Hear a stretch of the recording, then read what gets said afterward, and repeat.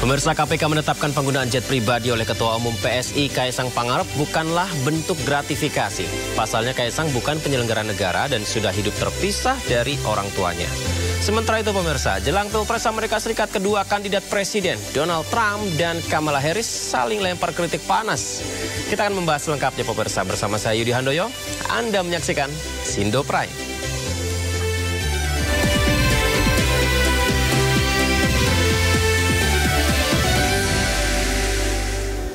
Informasi pertama datang dari Gunung Lewotobi, laki-laki di Kecamatan Ulanggitang, Kabupaten Flores Timur, Nusa Tenggara Timur yang mengalami erupsi. 10 orang meninggal dunia akibat peristiwa ini. Evakuasi. Proses evakuasi. Lewotobi laki-laki masih terus berlangsung, di mana menurut laporan BNPB, erupsi Gunung Lewotobi laki-laki terjadi pada Minggu malam dan berdampak terhadap 14 desa yang tersebar di 3 kecamatan, yakni Ulanggitang, Ilebura, dan Titehena. Warga yang terkena dampak erupsi mencapai lebih dari 10.000 orang. Korban terbanyak dari Kecamatan Ulanggitang, jaraknya 5 km dari pusat erupsi. Letusan tersebut mengakibatkan rumah penduduk, sekolah, dan fasilitas umum rusak, bahkan ada juga yang terbakar pemirsa. Berapi pas jam 12 malam, barusan tadi berlangsung. Kami lari terpontang-panting, ada yang baku tindis karena kondisi jalan tidak bisa baku lihat badan. Akhirnya saling baku tabrak, lalu saya ini berada di Burklobong. Sekian dan terima kasih. Pemirsa, Badan Nasional Penanggulangan Bencana BNPB menghimbau masyarakat agar tidak melakukan aktivitas apapun di radius 7 km dari kaki gunung.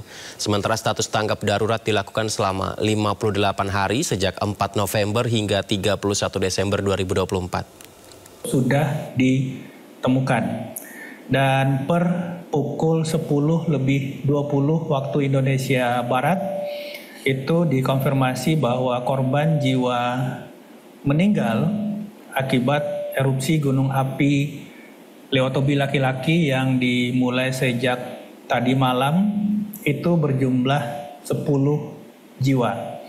Kami ulangi, korban jiwa meninggal dunia itu sejumlah 10 jiwa. Dan kami menghimbau kepada warga jangan kembali dulu untuk sementara waktu ke lokasi dalam radius 7 km.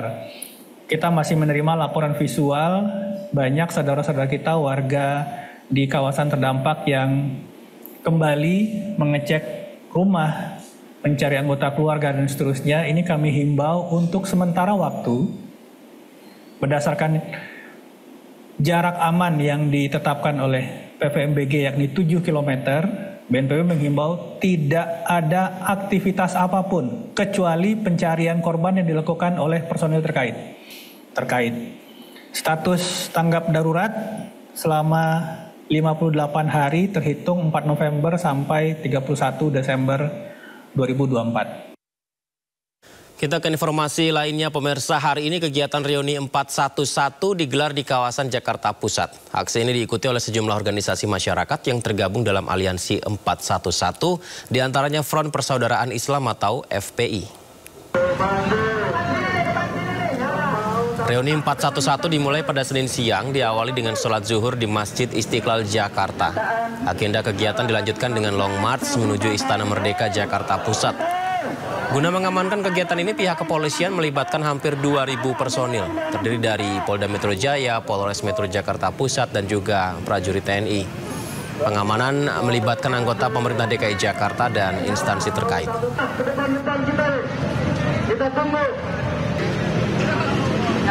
Pemirsa, setelah berulang kali mangkir, penyidik Jaksa Agung Muda Pidana Khusus Jampitsus menangkap mantan Dirjen Perkeretaapian Kementerian Perhubungan Prasetyo Budi Cahyono.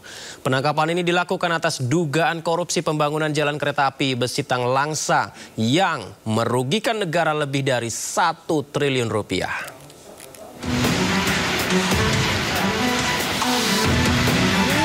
Prasetyo Budi Cahyono, mantan Dirjen Perkeretaapian Kementerian Perhubungan, diam 1000 bahasa usai diperiksa penyidik Jampitsus. Penangkapan Prasetyo dilakukan karena tersangka melakukan korupsi saat masih menjabat sebagai Dirjen Perkeretaapian Kemenhub. Ia ditetapkan sebagai tersangka terbaru dalam perkara korupsi pembangunan jalan kereta api Besi Tangerangsa pada Balai Teknik Perkeretaapian Medan pada tahun 2017-2023. Kasus ini merugikan keuangan negara sebesar 1,1 triliun rupiah. 7 terdakwa lain dalam kasus ini didakwa dalam berkas terpisah. Dalam pelaksanaan pembangunan tersebut, Saudara PB memerintahkan kuasa pengguna anggaran, yaitu terdakwa NSS, yang saat ini perkaranya dalam proses persidangan, memecah pekerjaan konstruksi tersebut menjadi 11 paket. Dan meminta kepada kuasa anggaran, yaitu Saudara NSS, agar memenangkan 8 perusahaan dalam proses tender atau lelang. Sebelumnya, Prasetyo Budi Cahyono ditangkap di sebuah hotel di kawasan Sumedang, Jawa Barat pada Minggu siang. Dari Jakarta, Helmi Sajangbati, iNews melaporkan. Kita akan informasi berikutnya. Menko Polkam Budi Gunawan menyatakan siap untuk menindak para pelaku judi online dengan hukuman yang berat dan tegas. Bersamaan dengan itu, Menko Polkam dan jajarannya mengumumkan pembentukan 7 DEX baru untuk mempercepat program prioritas Presiden Prabowo Subianto. DEX pertama yaitu DEX Pilkada dari Menteri Dalam Negeri, DEX kedua pencegahan dan penyelundupan dari Kemenko Polkam, ketiga pemberantasan narkoba, dan keempat DEX penanganan judi online oleh Kapolri. DEX kelima pemirsa yakni koordinasi peningkatan penerimaan devisa negara, dan yang keenam adalah pencegahan tindak pidana korupsi, perbaikan tata kelola dengan penanggung jawab Kejaksaan Agung. Dan yang terakhir DEX keamanan cyber dan perlindungan data dengan leading sektor dari Kementerian Komunikasi dan Digital dan BSSN. Pemirsa, 7 DEX tersebut diberi masa kerja 3 bulan sejak Senin 4 November 2024. Sementara untuk DEX judi online, Menko Polkam menegaskan akan menjatuhkan sanksi berat kepada para pelaku judi online. Ada beberapa strategi komprehensif yang tadi telah diputuskan di dalam rapat, mulai dari memasifkan pendidikan tentang bahaya judi online, karena edukasi ini tentu bertujuan untuk menciptakan kesadaran yang kolektif dan membangun resistensi komunitas terhadap godaan judi online. Yang kedua, mulai melakukan peringatan dini dengan mengamankan simpul-simpul aktor judi online seperti akses konektivitas judi online dan akses terhadap sistem pembayarannya. Tentu tujuannya untuk memutus mata rantai kegiatan judi online tersebut. Yang ketiga, apabila ada dari upaya pencegahan ini tidak diindahkan dan ditemukan ada unsur tidak pelanggaran atau pidananya, maka hukuman yang berat akan diterapkan untuk efek jera. Penting dicatat bahwa pendekatan pencegahan ini artinya tidak berarti meniadakan penindakan. Sebaliknya, penindakan tetap menjadi bagian integral dari langkah-langkah strategis yang telah ditetapkan tersebut dan termasuk juga bagian dari regulasi yang telah ditetapkan. Pemirsa, Kapolri Jenderal Listio Sigit Prabowo memastikan pihaknya bekerja maksimal memberantas judi online.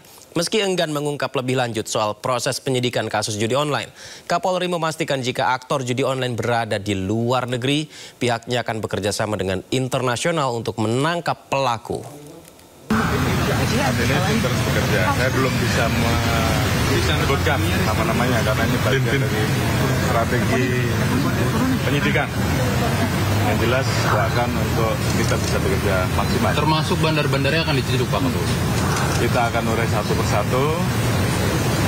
Kalau memang ada di dalam kita ambil, kalau di luar kita tentunya akan melakukan kerjasama internasional seoptimal mungkin yang bisa kita lakukan. Tentunya tugas kita bagaimana agar judi online ini betul-betul bisa kita berantas, kita minimalisir, dan termasuk menyita aset-aset yang dikembalikan kepada negara. Dan yang paling utama, jangan sampai masyarakat kita kemudian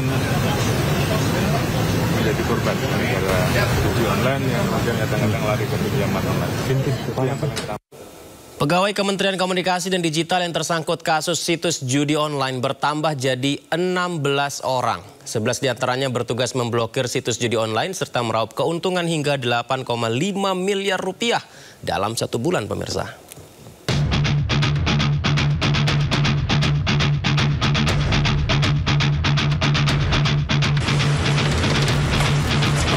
Direktorat Reserse Kriminal Umum Polda Metro Jaya menangkap 16 tersangka terkait situs judi online. Dari total tersangka yang ditangkap, 11 diantaranya merupakan pegawai aktif Kementerian Komunikasi dan Digital. Mereka ditangkap lantaran menyalahgunakan wewenang pemblokiran situs judi online sebanyak 5.000 situs. Namun yang dilaporkan untuk diblokir hanya 4.000 situs judi online saja. Sisanya, sebanyak 1.000 situs judi online lolos dari pemblokiran dan dijaga oleh tersangka pegawai Kementerian Komdigi. Sementara keuntungan yang didapat dari situs judi online tersebut, tersangka meraup uang senilai 8,5 miliar rupiah dalam sebulan. Fokus hari ini kegiatan penggeledahan. Lebih terkait apa, Pak? Penggeledahan terkait apa? Lokasi yang terkait di online ya. Tersangka berapa? Iya, nanti ya. Jumlah aja, jumlah tersangka. Iya. Sebelumnya 2 lokasi telah digeledah polisi, diantaranya markas situs judi online di kantor satelit Ruko Rose Garden 5, Galaksi Bekasi Selatan, Kota Bekasi, Jawa Barat. Polisi menemukan sejumlah barang bukti, diantaranya belasan komputer yang diduga dioperasikan tersangka sebagai situs judi online. Tak sampai di situ, polisi pada Jumat malam juga menggeledah kantor Kementerian Komunikasi dan Digital. Dalam penggeledahan, 4 tersangka yang merupakan pegawai Komdigi sudah memakai baju tahanan. Penggeledahan ini dilakukan polisi di sejumlah ruangan yang ada di lantai 2 dan 3 Kementerian Komdigi. Hasilnya, polisi mengamankan tumpukan berkas yang berada di dalam kotak kontainer. Tim Liputan iNews melaporkan. Pemirsa, meski sempat mengklarifikasi tak terkait dengan judi online, konten kreator Gunawan Setbor asal Sukabumi, Jawa Barat tetap ditangkap polisi. Dalam kontennya, Gunawan diduga mempromosikan judi online.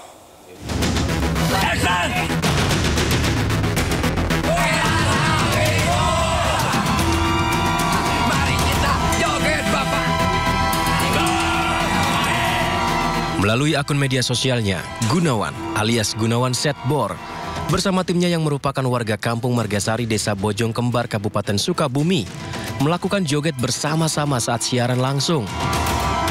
Joget seperti ini dilakukan Gunawan Setbor bersama warga lainnya, memperoleh gift alias saweran secara online. Semakin banyak saweran yang diperoleh, maka Gunawan Setbor dan timnya semakin bersemangat berjoget dan semakin lama menggelar live. Namun konten kreator Gunawan Setbor kini berhadapan dengan hukum karena diduga mempromosikan judi online. Gunawan Setbor ditangkap polisi. Hal ini dibenarkan oleh Kapolres Sukabumi AKBP Samian. Selain Gunawan, beberapa anggota timnya juga diperiksa polisi.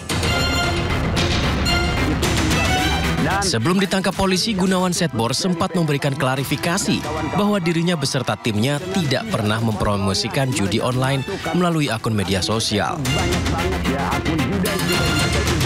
Assalamualaikum warahmatullahi wabarakatuh. Oke teman-teman, dimanapun engkau berada ya, banyak banget ngetek Setbor bahwa Setbor bekerja sama dengan judi online. Oke, Setbor mau klarifikasi ya teman-teman. Jadi itu tidak benar ya. Jadi Setbor mau klarifikasi, itu tidak benar bahwa Setbor dan tim-tim Setbor dan karyawan-karyawan Setbor dan tim-tim Setbor tidak bekerja sama dengan judi ya. Jadi teman-teman, jadi Setbor mau klarifikasi ini ya. Usai Gunawan Setbor ditangkap polisi, perkampungan Babakan Baru di Kabupaten Sukabumi, Jawa Barat mendadak sepi. Padahal sebelumnya suasana kampung selalu ramai dengan aktivitas warga yang berjoget live di akun media sosial. Di Kampung Babakan Baru terdapat 2 hingga 3 grup yang melakukan live streaming melalui beberapa akun yang berbeda. Sebelum viral, Gunawan merupakan penjahit keliling di Jakarta saat pandemi COVID-19.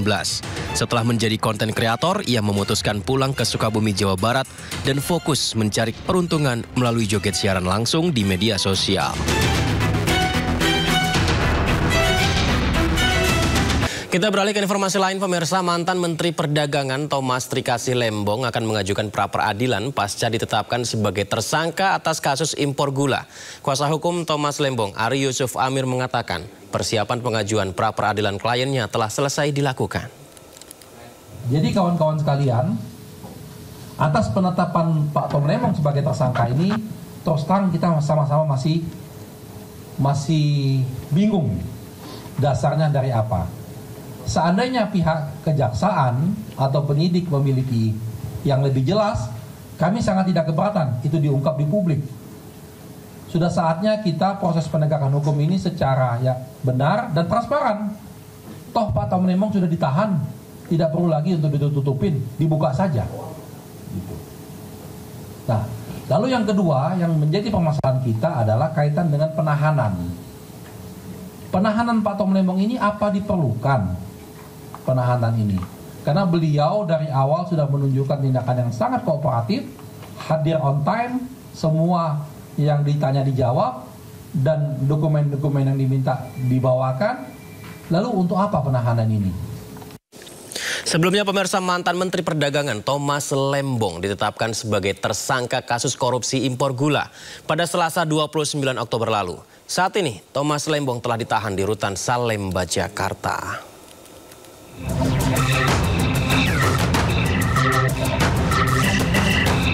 Setelah ditetapkan sebagai tersangka, mantan Menteri Perdagangan Thomas Lembong ditahan di rumah tahanan Salemba, Jakarta.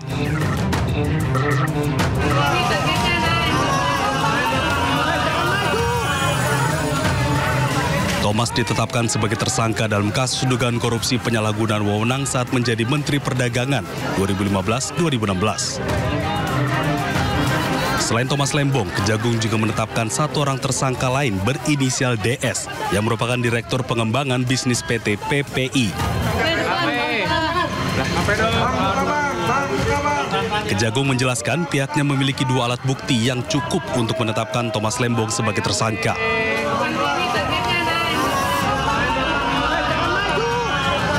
Thomas Lembong diduga memberikan izin impor 105 ton gula kristal mentah kepada PT AP.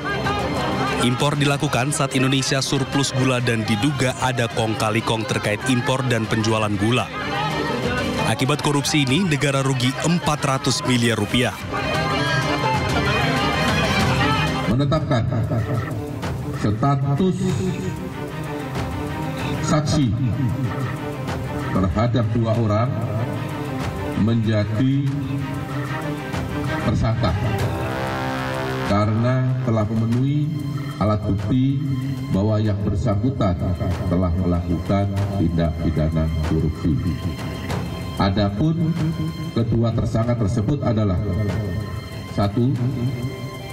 TTL selaku Menteri Perdagangan periode 2015. Yang kedua,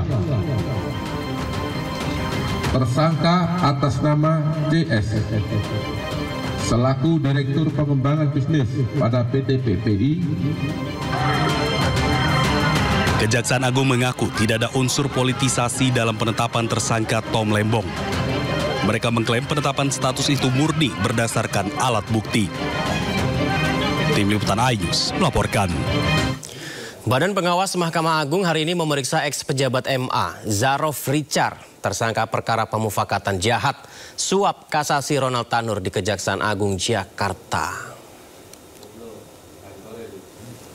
Pemirsa, Zarof Richard tiba di Kejaksaan Agung pukul 10.50 waktu Indonesia Barat untuk kembali diperiksa oleh penyidik terkait temuan uang yang nilainya hampir 1 triliun rupiah di kediamannya. Sayangnya belum ada informasi lebih detail terkait pemeriksaan Zarof Richard hari ini. Sementara itu Kejaksaan Agung hingga kini masih belum mengungkapkan asal-usul uang yang diduga hasil suap yang diterima Zarof Richard sebagai maklar kasus atas sejumlah perkara di Mahkamah Agung. Dan salah satunya adalah kasus suap kasasi Ronald Tanur.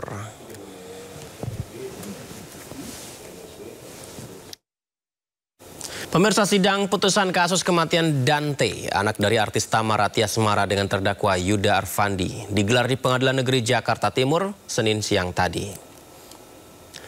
Dalam sidang putusan ini, majelis hakim mengungkapkan terdakwa Yuda Arfandi terbukti membunuh Dante secara berencana dengan menenggelamkan korban 12 kali di kolam renang Tirta Mas Durensawit, Jakarta Timur.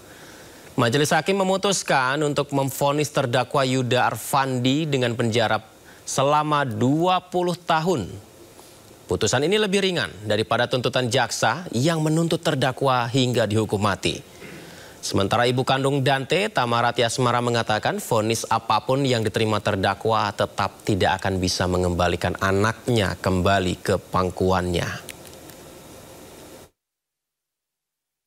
Menyatakan terdakwa Yuda Arfandi secara sah dan meyakinkan bersalah melakukan tindak pidana pembunuhan berencana sebagaimana dakwaan pertama primer penuntut umum. 2. Menjatuhkan pidana terhadap terdakwa Yuda Arfandi oleh karena itu dengan pidana penjara selama 20 tahun. Ya, dengan vonis 20 tahun sebenarnya gini loh, dengan vonis apapun itu, tahun mau seumur hidup mau hukuman mati, itu nggak akan pernah bisa mengembalikan Dante lagi. Jadi dengan vonis itu tadi dan dia kita banding, gimana ya, aku juga agak bingung sih untuk itu. Kayak kita mau diskusi. Tapi harapan dari keluarga sendiri ini gimana? Harapannya keadilan untuk Dante tetap ada, karena aku yakin majelis hakim itu pasti mempunyai keadilan untuk kita semua. Karena aku sangat berprinsip kalau majelis hakim adalah wakil Tuhan di dunia, gitu loh. Jadi harusnya mereka tahu mana yang benar, dan aku masih positive thinking, pasti mereka kasih aku keadilan. Sidang PK atau peninjauan kembali yang diajukan Jessica Kumala Wongso dilanjutkan juga hari ini, pemirsa, di Pengadilan Negeri Jakarta Pusat, di mana agenda persidangan adalah pemeriksaan ahli yang dihadirkan pihak pemohon. Pemirsa, didampingi kuasa hukumnya Hidayat Bostam, Jessica Wongso tiba di Pengadilan Negeri Jakarta Pusat pukul 9.30 pagi tadi. Dalam sidang kali ini, pihak Jessica menghadirkan ahli digital forensik Rismon Sianipar. Dalam persidangan, Rismon mengungkapkan rekaman CCTV yang menjadi barang bukti kasus pembunuhan Wayan Mirna Salihin 2016 lalu telah distorsi sebesar 89,6%. Upaya PK kali ini adalah upaya kedua yang diajukan Jessica Wongso setelah divonis hukuman penjara 20 tahun pada Juni 2017 lalu. Jessica sendiri telah dinyatakan bebas bersyarat pada Agustus 2024.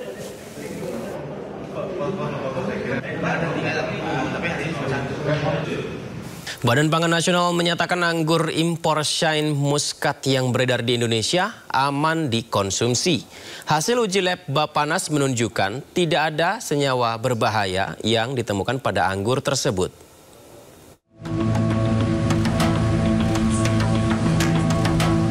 Badan Pangan Nasional Bappenas menegaskan hasil uji laboratorium terhadap anggur impor Shine Muscat yang beredar di Indonesia aman untuk dikonsumsi. Uji lab dilakukan Bappenas terhadap 240 senyawa residu pestisida pada anggur itu. Hasilnya sebanyak 219 senyawa terdeteksi negatif.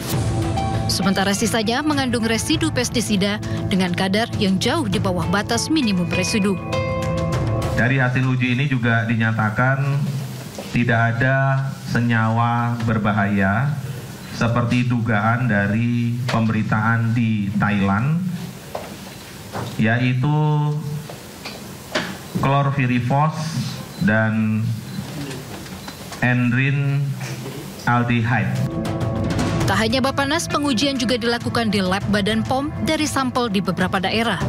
Hasilnya pun serupa. Dari Badan POM, laboratorium kami mendapatkan hasil secara objektif dan independen tanpa pengaruh siapapun yang kita dapatkan di sampel, bahwa hasilnya kita anggap tidak terdeteksi. Bappenas juga berjanji akan mengambil tindakan tegas jika ditemukan produk pangan yang tidak aman yang beredar di pasar. Hal ini termasuk menarik produk itu dari pasaran demi mencegah timbulnya dampak negatif bagi kesehatan masyarakat. Anggur impor Shine Muscat menuai perhatian masyarakat usai Thailand menemukan residu zat kimia berbahaya pada anggur tersebut. Masyarakat khawatir residu pestisida yang ditemukan di Shine Muscat dapat meningkatkan risiko penyakit kanker, kerusakan hati, dan penyakit lainnya jika dikonsumsi. Tim Liputan iNews melaporkan.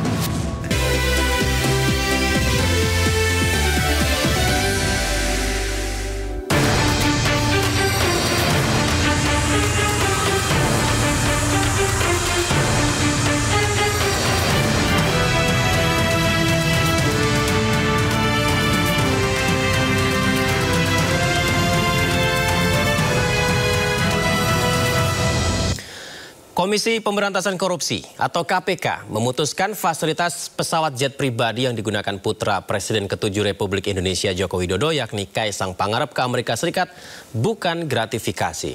Lantaran Kaisang bukan penyelenggara negara dan sudah hidup terpisah dari orang tuanya. Ya, Wakil Ketua KPK Nurul Gufron mengatakan kasus jet pribadi Kaisang tidak termasuk gratifikasi karena Kaisang bukan penyelenggara negara dan sudah hidup terpisah dari orang tuanya. Keputusan ini diambil berdasarkan analisa yang dilakukan oleh Kedeputian Pencegahan KPK berdasarkan laporan penggunaan jet pribadi yang disampaikan Kaisang ke KPK pada September lalu. Gufron menegaskan pernah ada kasus serupa di mana seorang yang bukan penyelenggara negara melaporkan hadiah ke KPK dan disimpulkan itu juga bukan gratifikasi. Seperti laporan penerimaan dari dokter yang menerima hadiah mungkin ini dari pasien, hingga juga ada guru swasta yang menerima dari muridnya.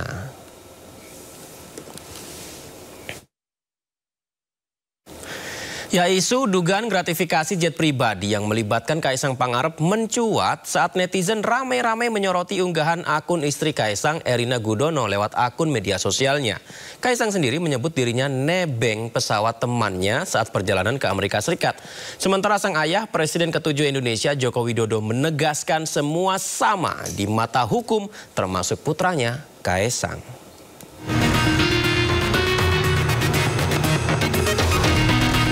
Ketua Umum Partai Solidaritas Indonesia Kaisang Pangarep bersama sang istri Erina Gudono sempat menjadi sorotan publik September lalu lantaran diduga menyewa jet pribadi mewah untuk pergi ke Amerika Serikat. Viralnya jet pribadi itu berawal dari unggahan Erina melalui akun Instagram pribadinya. Nampak tampilan kaca jendela pesawat yang diabadikan Erina dalam sebuah foto menunjukkan dirinya tak bepergian menggunakan pesawat komersil pada umumnya. KPK pun menginstruksikan Direktur Gratifikasi untuk menelusuri viralnya Kaisang yang bepergian ke luar negeri menggunakan jet pribadi. Meski bukan penyelenggara negara, KPK menjelaskan Kaisang bisa dimintai keterangan karena dirinya berstatus sebagai anak presiden. Kaisang pun mendatangi gedung KPK guna mengklarifikasi terkait penggunaan pesawat jet pribadi dalam perjalanan menuju Amerika Serikat bersama istrinya tersebut. Tadi saya juga di dalam mengklarifikasi mengenai perjalanan saya di tanggal 18 Agustus ke Amerika Serikat yang numpang atau bahasa bedanya nebeng pesawatnya teman saya. Menanggapi hal ini, sang ayah sekaligus Presiden ke-7 Indonesia, Joko Widodo, menegaskan semua warga negara sama kedudukannya di mata hukum, termasuk Kaisang. Kan sudah menyampaikan semua warga negara sama di mata hukum. Ya, itu aja. Usai analisis, KPK menetapkan bahwa penggunaan jet pribadi oleh Kaisang bukanlah termasuk perbuatan gratifikasi. Alasannya karena Kaisang bukan penyelenggara negara dan sudah hidup terpisah dari orang tua. Tim Liputan iNews melaporkan. Menarik, dan untuk membahas selengkapnya terkait putusan KPK yang menyatakan fasilitas pesawat jet pribadi yang digunakan putra Presiden ke-7 Republik Indonesia Joko Widodo, Kaisang Pangarep ke Amerika Serikat bukan gratifikasi, kita sudah terhubung melalui sambungan Zoom. Ketua Umum Relawan Solidaritas Merah Putih, ada Sylvester Matutina, kemudian Koordinator Masyarakat Anti Korupsi Indonesia, Boyamin Saiman. Sebelumnya kami juga sudah menghubungi perwakilan KPK, baik itu Wakil Ketua KPK Nurul Gufron maupun Humas KPK, namun belum berkenan bergabung di dialog malam ini. Kita sapa narasumber kita. Selamat malam semuanya, apa kabar? Assalamualaikum. Waalaikumsalam, kabar baik. Terima kasih sudah bergabung di Dialog Sindo Prime. Bang Sylvester, putusan KPK ini berarti udah clear ya Bang ya? Publik nggak perlu resah lagi ya, jet pribadi Mas Kaisang bukan gratifikasi. Ya berarti kan game is over sudah ya, jadi segala kehebohan, terus keributan yang kemarin sampai katanya Kaisang melarikan diri, dilaporkan ke Polda Metro. Ya sekarang kan berarti udah selesai. Saya pikir kita kan harus memulihkan nama baik seseorang juga, bahwa KPK telah menyelesaikan kewajibannya sebagai lembaga negara dengan sangat baik. Dan kemarin juga saya satu orang yang meminta Mas Kaisang untuk hadir di KPK, dan itu sudah dilakukan. Jadi kita juga harus menghargai pihak KPK, pihak Mas Kaisang, termasuk para pelapornya ya.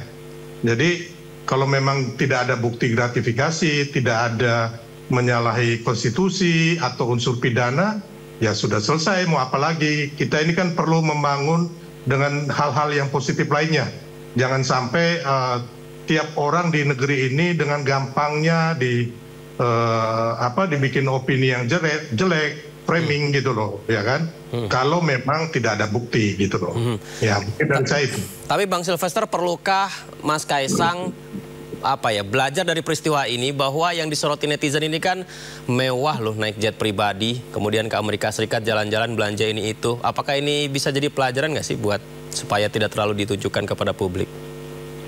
Ya bisa saja iya, tapi bisa juga tidak ya. Kita melihat dari berbagai, kan manusia ini punya berbagai macam pandangan. Ada orang yang menganggap menaiki jet pribadi itu hal yang lumrah dan biasa. Ada juga yang prestis menganggap itu, dan ada juga yang mengatakan bahwa itu adalah suatu kesombongan atau sesuatu yang tidak pantas lah ya. Menyentuh kalangan masyarakat. Tapi intinya kalau kita lihat kan ratusan bahkan ribuan orang itu naik jet pribadi. Saya pun naik jet pribadi, nggak jadi masalah gitu loh. Tapi kalau memang kita melihat dengan adanya masyarakat yang masih di bawah ekonomi yang lemah, ya saya pikir boleh-boleh saja kita tidak melakukan itu. Tapi boleh-boleh saja juga kita menaiki jet pribadi sepanjang itu tidak menyalahi aturan gitu. Ada yang menarik dari yang disampaikan Mas Boyamin. Ini menilai meski dianggap bukan gratifikasi, tapi tetap harus bayar ongkos tiket jet pribadi senilai 90 juta rupiah. Itu benar Mas Boyamin? Gimana sih maksudnya Mas? Ya, saya kan juga pernah naik jet pribadi gitu, dibayar klien tapi bukan nebeng. Berarti di sini yang belum pernah saya sendiri nih Mas. Silakan Mas. Kedua, saya pernah menyerahkan uang $100.000 Singapura, kira-kira ya 1,1 miliar lah, berkaitan dengan saya merasa tidak pantas menerima itu. Karena itu ada kaitannya dengan urusan yang saya urusi atau kasus yang sedang saya ungkap kan gitu kan. Jadi maka saya serahkan kepada KPK. Jadi belajar dari itu aja dulu, bahwa ini apapun sudah jadi sorotan publik. Dan tolong dicatat loh ya, bahwa KPK itu tidak menutup persoalan ini di pengaduan masyarakat. Pak Gufron kemarin clear gitu loh, bahwa ini hanya sebatas bukan gratifikasi karena kakaknya sudah terpisah. Nah, saya salah satu pelapor itu bisa saja menguji ini apakah benar tidak dianggap sebagai gratifikasi. Ini bisa saya mengajukan gugatan ke KPK baik perdata maupun pra peradilan, bisa sesuai keahlian saya gitu untuk menguji ini gitu. Karena ada juga putusan Mahkamah Agung tahun 70-an jurisprudensi bahkan itu, bahwa ini kalau bicara suap loh ya, itu termasuk yang diterima oleh kerabatnya, anak istrinya dan sebagainya. Kalau bicara, kalau gratifikasi apakah bisa dipersamakan itu? Ya, saya bisa saja maju ke Mahkamah Konstitusi yang paling gampang supaya perdebatan ini tidak menjadi polemik yang tidak bermanfaat. Saya bawa ke Mahkamah Konstitusi, gratifikasi yang diterima oleh anak istri dan lain sebagainya apakah termasuk gratifikasi meskipun kakaknya terpisah. Nah, nanti kan bisa saya buat begini, gratifikasi tidak termasuk adalah ketika kartu keluarganya sudah terpisah, dikabulkan atau tidak. Kalau ditolak berarti ya termasuk kan gitu. Nanti banyak hal yang pada posisi ini, niat saya itu adalah tata kelola pemerintahan yang baik. Jadi bahasa sederhananya, Mas Kaisang ini tidak akan dikasih nebeng kalau bukan anaknya presiden, kalau bukan adiknya wali kota Solo. Kan gitu pendapat masyarakat. Dan inilah yang menurut saya pada posisi ini Mas Kaisang juga sudah mengatakan bahwa berapa kira-kira nilai yang Anda nikmati itu, kan juga sudah nulis 90 jutaan lah, di ekuivalen dengan kelas bisnis untuk satu orang. 90 kali 4, ketemulah di angka 360 juta. Ya sudah, bagi saya, menurut saya justru Mas Kaisang ini kan masih panjang, memberikan teladan yang baik, dan bisa jadi nanti KPK akan menjadikan percontohan juga gitu. Tapi bisa jadi sisi lain, bahwa di pengaduan masyarakat sesuai laporan saya itu kan ada potensi-potensi yang lain, penyelenggara negara yang lain bisa diduga juga menerima fasilitas pesawat itu. Nah, itu yang belum ditutup loh oleh KPK. Tolong diingat itu. Jadi bukan persoalan ini apakah nanti ada rangkaiannya atau tidak, itu kan kita percayakan sepenuhnya kepada KPK. Kalau saya kan sejak awal ini niat saya bukan untuk sesuatu mempermalukan orang, apalagi memenjarakan orang, tapi ini dalam rangka menghentikan polemik yang tidak bermanfaat. Saya serahkan pada KPK. Ini ada dugaan gratifikasi karena ada MOU antara Pemkot Solo ditandatangani Mas Gibran, kakaknya Kaisang dengan Shopee. Nah, itu yang harus dikaji banyak hal, dan inilah yang saya dalam niat dan tujuan awal mendirikan MAGI itu adalah untuk tata kelola pemerintahan yang baik. Salah satunya keteladanan. Yang salah duanya KPK itu didirikan tidak boleh main bola pimpinannya supaya ini empati terhadap masyarakat yang masih miskin. Jadi kepercayaan itulah yang ditimbulkan. Bagaimana masyarakat akan percaya pada pemerintahannya, pada penyelenggara negara kalau keluarganya ini bermewah-mewahan. Itu loh. Jadi tolong dipahami bahwa masyarakat itu perlu empati gitu. Makasih. Mas Boyamin tadi bilang ini belum tertutup. Berarti pertimbangan yang lebih besarnya Mas Boyamin ini akan melanjutkan menguji lagi atau enggak, Mas Boyamin?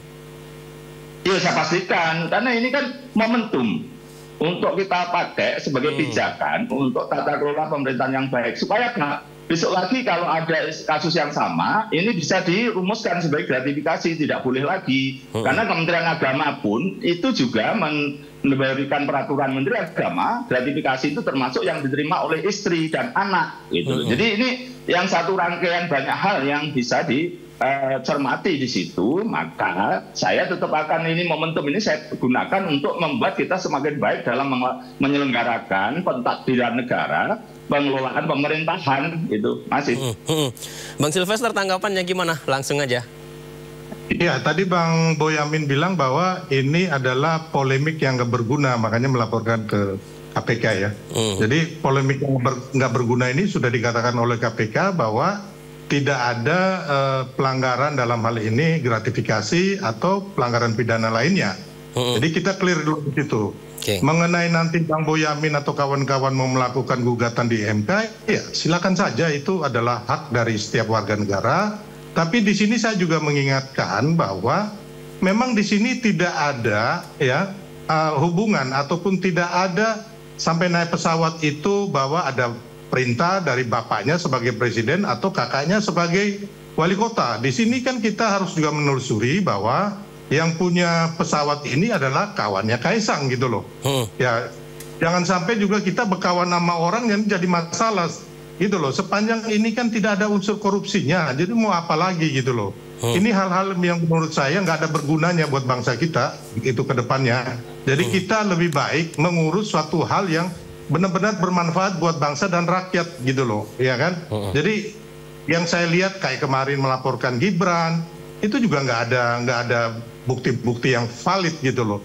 Termasuk kawan-kawan, mohon maaf nih Bang Boyamin ya, silakan aja Bang Boyamin kalau memang bisa, saya sebagai anak bangsa nantinya akan memberikan apresiasi gitu loh. Tapi kalau tidak ya saya pikir ya ini kan hanya bahan lucu-lucuan aja gitu loh, yang menurut saya nggak ada gunanya buat bangsa kita. Karena masalahnya udah selesai, udah clear. KPK sendiri sebagai penyelenggara negara sudah mengatakan bahwa tidak ada unsur gratifikasi karena Mas Kaisang itu bukan penyelenggara negara. Yang kedua, Mas Kaisang juga sudah memiliki kependudukan yang berbeda dengan presiden ataupun kakaknya sebagai wali kota. Jadi memang hanya kemarin saya pun yang meminta Mas Kaisang untuk hadir di KPK dan sebagai beliau bukan penyelenggara negara ya, tapi seorang pemimpin partai ya, kita tunjukin lah. Dan Mas Kaisang saya pikir sudah datang, malahan kasihan loh, gara-gara ini sampai istrinya yang bukan orang politik, bukan penyelenggara negara, sampai dikatakan bau ketek, padahal itu sama sekali tidak benar. Jadi ini sudah penzoliman atau pembunuhan karakter terhadap Kaisang dan istrinya ya. Jadi ini juga Bang Boyamin dan kawan-kawan ya, tolong kalau mau melapor ya valid dong gitu loh ya kan. Jangan melapor hanya melapor terus nggak ada titik temu yang jelas gitu loh. Jadi mau ngapain juga gitu loh. Buang-buang waktu aja saya pikir gitu loh Bang. Ini bukan masalah pelajaran ya. Kita harus mengajarkan pelajaran yang benar ya, fakta, bukan framing, bukan bukan opini negatif terhadap siapapun di Republik ini. Mari kita sama-sama memberikan pelajaran yang baik buat bangsa kita. Jangan juga kita memanas-manasi sesuatu yang tidak kita langgar gitu dalam kehidupan berbangsa dan bernegara, karena ini nggak baik buat semua kita gitu. Bang Sylvester, memang sih nggak ada hubungannya dengan presiden soal jet pribadi ya. Mungkin ya tadi disampaikan itu mungkin dari temannya Mas Kaisang soal ini. Tapi bagaimana menjelaskannya ke publik? Mas Kaisang nggak akan dikasih nebeng kalau bukan anak presiden dan adik wali kota Solo saat itu. Gimana menjelaskannya? Dijawab sesaat lagi. Mohon maaf Bang Sylvester, kita jeda terlebih dahulu. Indo Prime, kita akan kembali setelah jeda. Terima kasih. Kita kembali lagi pemirsa, tetap bersama kami.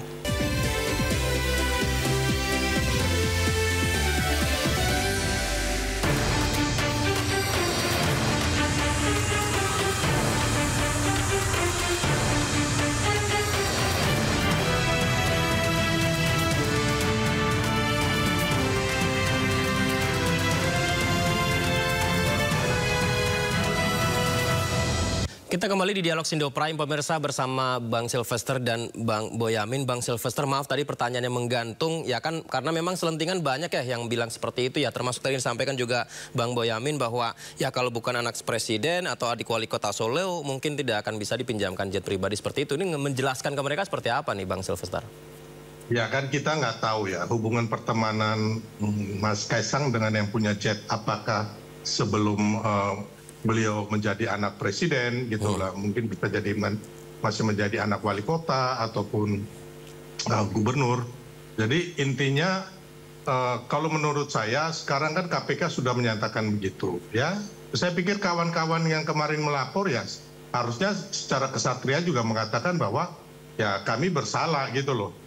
Bukan kami bersalah, maksudnya ya sudahlah KPK sudah menyatakan ini, kami juga sepakat gitu loh ya kan. Terus kalau nggak sepakat, terus kita mau mengikuti KPK yang mana? Apakah di planet Mars ataupun KPK yang di Amerika gitu? Kalau kita nggak tunduk kepada KPK yang berada di Indonesia. Jadi sekali lagi teman-teman juga harus kesatria gitu loh. Mengatakan bahwa ya ini KPK sudah mengatakan begini ya.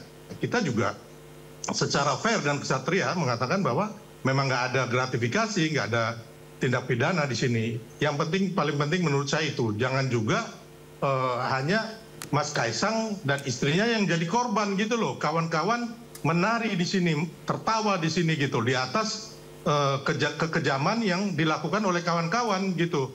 Karena sudah memframing, membuat opini yang jelek kepada manusia yang lain. Itu yang paling penting menurut saya.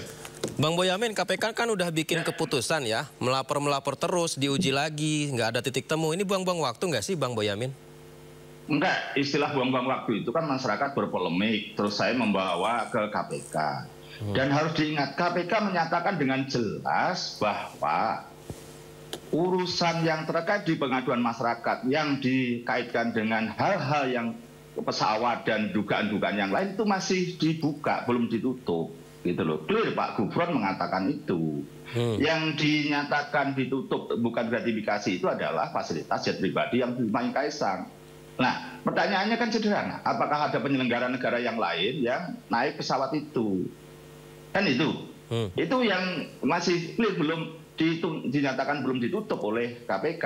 Jadi ini jangan dikira bahwa sudah ditutup untuk urusan ini sehingga tutup semua, enggak. Dan besok masyarakat anti korupsi Indonesia maju ke Pengadilan Negeri Surakarta terkait dengan private jet ini. Akan ada pendaftaran gugatan di sana. Kita tunggu aja apa gugatannya. Jadi ini banyak hal yang bisa kita uji, kita nilai, dan kita serahkan kepada proses hukum.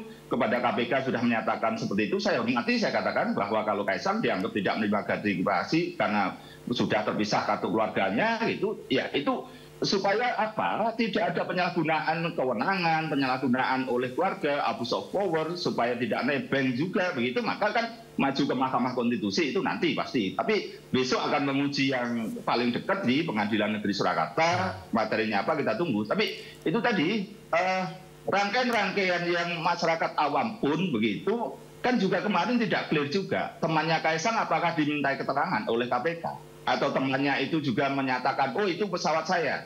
Itu kan belum clear juga. Jadi banyak hal yang sebenarnya dari persoalan ini, niatnya kalau ingin menjadi teladan yang baik, tanpa harus menunggu hal-hal yang sifatnya hukum pembuktian ini benar salah, itu bahwa keteladanan itu perlu. Dan saya malah menghimbau kan sejak awal, datanglah ke KPK.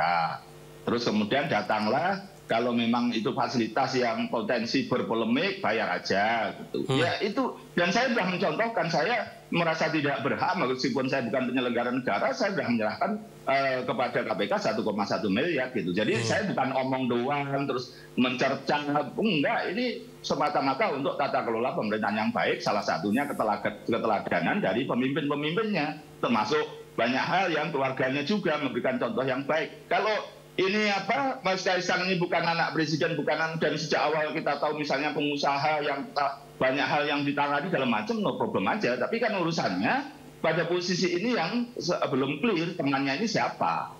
Kan itu masih pertanyaan juga. Saya kira itu masih. Bang Boyamin, demi tata kelola pemerintahan baik dan menunjukkan etika pemimpin yang baik, tadi terus saya garis bawahi ya. Tapi ada juga loh yang berpendapat mengenai laporan ini bahwa ini mengarah mencoreng nama baik, bahkan pembunuhan karakter. Gimana tuh Bang Boyamin? Ya silahkan aja, kan itu diarahkan ke siapa gitu, ke saya atau bukan, kan gitu. Kalau saya kan track recordnya jelas. Kenapa saya melapor ke KPK? Karena saya mendapatkan data MOU antara Wali Kota Solo dan Shopee, saya serahkan dan saya beritahukan ini dugaannya gratifikasi karena menyangkut kerabat, karena peraturan Menteri Agama itu termasuk anak istri yang berkait, itu termasuk tidak boleh, atau bahasanya itu menjadi boleh, kan yang penting dilaporkan KPK dalam jangka waktu 30 hari.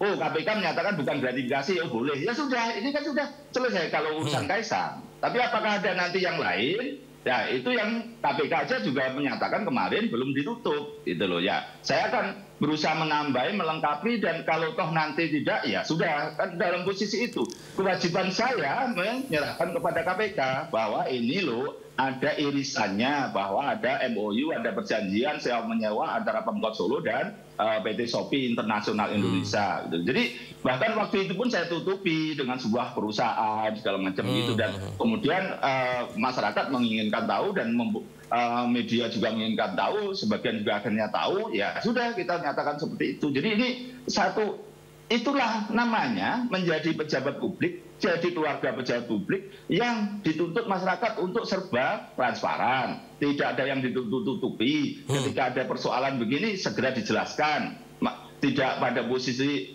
menunggu lama. Itu loh, jadi proses-proses ini, tata kelola pemerintahan yang baik itu ketika memang pejabat publik harus bersedia untuk dikritisi, dikoreksi, tanda kutip kalau masyarakat itu nyinyir, dicerca, segala macam, monggo. Tapi kalau saya bisa saya katakan, saya selalu menjaga tata tutur kata saya untuk tidak pada posisi sampai pada posisi menyerang pribadi orang. Karena kalau itu menyangkut nama orang, itu satu rangkaian bahwa ini tata kelola pemerintahan baik, ini loh yang harus Anda lakukan, ini loh Anda yang memberi keteladanan, Anda yang harusnya sebenarnya menghindari ini. Seperti dulu saya selalu getol tentang etik, tentang pimpinan KPK, naik helikopter aja Pak Firly saya laporkan, kan begitu. Itu yang pada posisi ini memang, ya memang ketika Anda mau menjadi pejabat publik atau menjadi pimpinan sebuah tokoh dari sistem negara, misalnya partai politik, ya harus bersedia itu gitu. Jadi ini bagian dari kecintaan rakyat juga kok. Jadi bukan soal ini kemudian menyerang pribadi, membunuh karakter, enggak. Justru pada posisi inilah kita berkeinginan negara ini dikelola dengan baik, bahwa Anda memberikan keteladanan yang baik gitu. Masih. Baik, Bang Silvester, memang betul yang diputuskan oleh KPK ini bukan gratifikasi, tapi perlu nggak sih ke Bang Silvester untuk memberikan keterangan lebih jelas bahwa ini jet pribadi milik siapa, kemudian ini bagaimana, dari awalnya seperti apa, lebih detail seperti itu disampaikan ke publik? Ya bisa saja ya nanti ke KPK memberikan keterangan. Tapi yang paling penting satu dulu bahwa ini tidak ada unsur gratifikasi atau tindak pidana korupsi. Itu yang penting dulu ya. Yang lain-lainnya ya bisa saja kalau KPK menerangkan ataupun tapi yang saya nggak sepakat juga tadi dengan Bang Boyamin bahwa pihak-pihak kayak Shopee mau dipanggil, menurut saya kan itu kan sudah dianalisa bahwa tidak ada unsur gratifikasi. Mau ngapain juga dipanggil gitu loh. Mungkin Bang Boyamin bisa melaporkan dengan unsur yang lain yang seperti tadi bahwa ada MOU dengan pemerintah Kota Solo ya kan, ya bisa saja. Tapi kalau mengenai yang kasus Mas Kaisang itu ya kan kemarin atau hari ini KPK sudah menyatakan bahwa tidak ada unsur, ya sudah selesai sih. Begitu loh, ngapain kita perpanjang lagi? Sebenarnya banyak kewajiban kita yang lain, banyak itu yang korupsi itu, ataupun yang naik jet pakai uang korupsi sebenarnya banyak juga. Saya sendiri, Bung Boyamin ataupun Mas Yudi dan masyarakat Indonesia, saya juga pernah melaporkan menteri yang akhirnya ditangkap KPK, pernah, ya kan? Hanya kan memang kami silent ya kerjanya ya. Saya melapor ke Presiden, habis itu melapor ke KPK. Ya tentunya dengan orang-orang saya ya. Ada salah satu menteri yang korupsi bansos, ya kami laporkan kok. Jadi kita juga nggak berdiam diri gitu loh. Kalau memang benar ada korupsi, kita akan lawan gitu loh. Tapi kalau nggak benar ya sudahlah gitu loh. Negara ini kan ngapain sih urusin yang remeh-temeh begini, yang nggak ada karu-karuan begini, selalu dipersoalkan hanya untuk kawan-kawan ini mencari nama gitu loh, mencari popularitas. Tapi laporannya ke KPK itu nggak punya bukti-bukti dan data-data yang valid, dan menurut saya sangat memalukan gitu loh ya kan. Sebagai orang hukum juga ya, kalau Anda mau melapor Anda harus punya bukti gitu, walaupun bukti-bukti ini bukan kewenangan kita sebagai pelapor untuk memberikan, tapi kewenangan penyidik. Tapi paling tidak kita kalau mau mengungkap sesuatu harus punya data dan bukti yang valid, itu dulu gitu loh. Jangan hanya main asal lapor habis itu besok terjadi polemik. Kan ini yang bikin polemik ini kan juga termasuk kita yang bertanggung jawab sebagai orang-orang hukum yang memberikan contoh yang kurang baik gitu, yang selalu memberikan framing atau memfitnah orang, membuat opini yang jelek gitu loh. Padahal kenyataannya bukan begitu, karena kita nggak punya bukti gitu loh. Kita menari di atas penderitaan orang. Nah ini kan nggak benar gitu loh. Negara dibangun dengan cara-cara demikian. Baik, menarik sekali. Sayang waktu kita terbatas, Bang Silvester dan juga Bang Boyamin. Tetap ini bagian dari keseimbangan. Memang harus begitu. Rakyat tanda kutip boleh nyinyir kepada pejabatnya supaya lebih baik lagi gitu. Jadi kalau rakyat tidak boleh mengkritik dan kemudian tanda kutip memberikan susah gitu loh.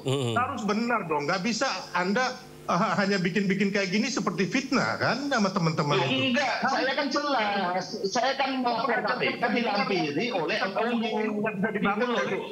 Nah, kalau yang lain-lain itu silahkan aja Anda bawa yang ngomongan segala macam. Itu jelas pokoknya MOU saya serahkan. Ini tolong ditelaah oleh KPK kan gitu. Baik. Bagaimana jika begini, Bang Boyamin dan juga Bang Silvester? Kan itu kan. Bukan Anda saja yang punya negara, saya juga pemilik KNKRI. Sama kita untuk membangun yang benar. Justru itu. Baik, Bang Boyamin dan juga Bang Silvester. Sayang waktu kita terbatas. Untuk dikritik, kalau enggak ya enggak usah kan gitu toh. Gitu, sama-sama. Kita ini pemilik gitu loh, tapi jangan kita buat fitnah, itu yang nggak benar menurut saya. Saya nggak ada fitnah, mana buktinya saya nggak fitnah? Ya kan nggak terbukti. Tuduhan-tuduhan Anda kan sama KPK. Menyampaikan ada dugaan gratifikasi karena ada MOU antara Wali Kota Solo dan tolong ditelaah KPK. Kan saya menyerahkan itu KPK supaya bekerja. Saya memenjarakan menteri, saya punya bukti yang kuat dan terjadi. Ini saya nggak usah sebut Bu yang gitu loh. Ya udahlah. Yang jelas saya tidak cari nama popularitas, tidak saya urut dalam jalur hukum kan gitu kan. Ini dengan hal-hal yang baik, hal-hal yang benar. Yang baik itu termasuk mengkritisi pejabat pemimpinnya supaya benar kan gitu. Iya loh, gitu loh. Iya, itu kan. Warga kita yang digituin gimana? Ya janganlah. Iya kan? Saya menyerang apa? Secara pribadi emang nggak pernah nyerang. Enggak kok. Baik. Baik, bagaimana jika begini, Bang Sylvester dan juga Bang Boyamin, menghargai putusan MK yang sekarang, tapi juga menghargai jika ada pihak yang akan menguji ini lagi, begitu? Ya silakan, itu hak, kita hargain itu, ya kan. Tapi menurut saya, kalau nggak ada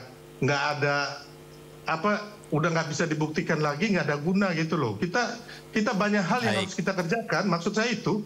Baik. Iya kan? Ini juga bagian dari pekerjaan yang harus kita kerjakan untuk menuntut pemimpin kita transparan, tidak melakukan itu nggak ada indikasi. Kalau dari hal yang kecil begini, kalau kecil ini dibiarkan nanti menjadi membesar. Nanti saya taruhan Anda mau berapa miliar, kalau mereka ada korupsi, saya kasih hadiah buat Anda. Ya, saya juga punya duit lah. Kalau mau ngasih uang berapa miliar buat Anda. Tidak niat untuk menyatakan orang korupsi, apalagi menjarakan orang. Ini untuk tata kelola yang baik. Itu loh. Baik, sepertinya tata kelola, jangan sampai orang akhirnya hancur gara-gara kalian bikin laporan-laporan kayak begitu. Baik, Bang Sylvester dan Bang Boyamin, sepertinya kita perlu ada episode kedua ini membahas ini. Baik, menarik sekali. Nanti kita siapkan episode keduanya membahas mengenai hal ini. Tapi terima kasih banyak, waktu kita terbatas sayang sekali. Terima kasih banyak Bang Sylvester dan Bang Boyamin sudah bergabung. Selamat malam, assalamualaikum. Malam.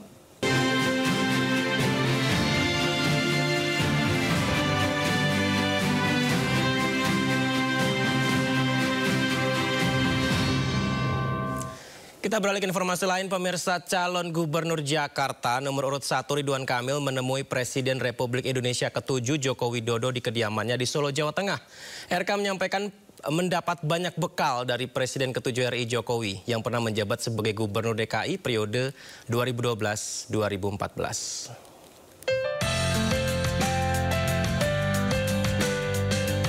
Calon Gubernur Jakarta nomor urut 1 Ridwan Kamil bersilaturahmi langsung ke kediaman Presiden Republik Indonesia ke-7 Joko Widodo di Sumber, Kota Solo, Jawa Tengah. Keduanya terlihat berdiskusi santai sambil menikmati secangkir kopi di ruang makan. RK mengaku belajar banyak pengalaman dari Jokowi yang juga pernah menjabat Gubernur DKI Jakarta periode 2012-2014 terkait dengan kepemimpinan dan perencanaan Jakarta ke depan. Bertanya tentang pengalaman beliau khususnya yang teknis tentang Jakarta, karena Pak Jokowi kan dulu Gubernur Jakarta juga, untuk membekali saya dengan hal-hal terkait Jakarta, masa depannya seperti apa, dan ya 90% nasihat-nasihat lah buat saya yang masih muda ini untuk berbuat lebih baik dan lebih berprestasi. Bapak Ridwan Kamil ini kan memiliki pengalaman sebagai Gubernur Provinsi Jawa Barat, sehingga saya kenal betul beliau. Dan yang kedua tadi juga diskusi mengenai perencanaan untuk Jakarta, gagasan-gagasan besar untuk Jakarta. Saya kira semuanya sudah sangat jelas sekali. Pertemuan Ridwan Kamil dengan Jokowi menjadi sinyal dukungan bagi pasangan Ridho dalam kontestasi Pilkada Jakarta, sekaligus juga momentum untuk mengucapkan selamat ke Jokowi usai purna tugas. Sebelumnya, mantan Gubernur Jawa Barat ini juga telah bertemu dengan Presiden Republik Indonesia Prabowo Subianto di Jakarta. Dari Solo, Jawa Tengah, Septiantoro, iNews melaporkan. Calon Gubernur Jakarta nomor urut 3 Pramono Anung menanggapi pertemuan Ridwan Kamil Presiden ke-7 RI Joko Widodo. Pramono menegaskan akan tetap fokus pada persoalan-persoalan yang terjadi di Jakarta dengan terjun langsung ke masyarakat.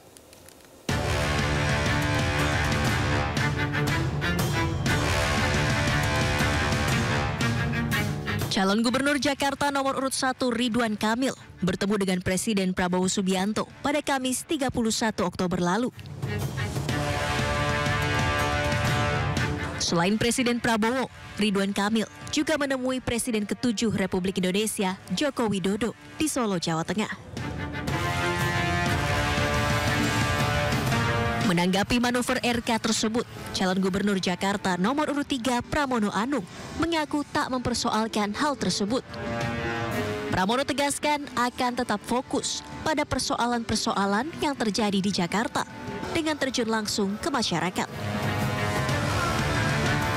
Jadi saya memang lagi berkonsentrasi untuk menyelesaikan pertemuan-pertemuan saya dengan komunitas di Jakarta. Kemarin saya juga ketemu Bu Sinta Nuria, memang waktu saya untuk berfokus bertemu dengan kelompok-kelompok komunitas ya. Terima kasih. Sementara itu, Sekretaris Jenderal PDI Perjuangan Hasto Kristianto menilai Ridwan Kamil saat ini mempertontonkan mentalitas yang lemah. Dikarenakan RK menemui Presiden ke-7 Republik Indonesia Joko Widodo dan Presiden Prabowo Subianto ketika dirinya mengalami kemunduran elektabilitas. Tapi ketika kemudian datang ke Jokowi, sebenarnya ini malah kontraproduktif. Ini mentalitas kalah karena cawe-cawe Jokowi udah nggak bisa lagi. Meskipun kita lihat ada berbagai elemen-elemen aparatur negara yang masih mencoba dikerahkan. Karena itulah jangan takut terhadap intervensi dari aparat negara karena Presiden Prabowo sudah mengatakan komitmennya untuk netral. Kalau ada aparatur negara termasuk oknum-oknum polisi yang bergerak untuk memenangkan pasangan calon tertentu, itu artinya berseberangan dengan garis kebijakan Presiden Prabowo. Sementara calon gubernur Jakarta nomor urut 1 Ridwan Kamil menekankan pertemuannya dengan Presiden Prabowo Subianto dan Presiden ke-7 RI Joko Widodo adalah sebagai langkah strategis untuk pembangunan bangsa. Tim Liputan iNews melaporkan.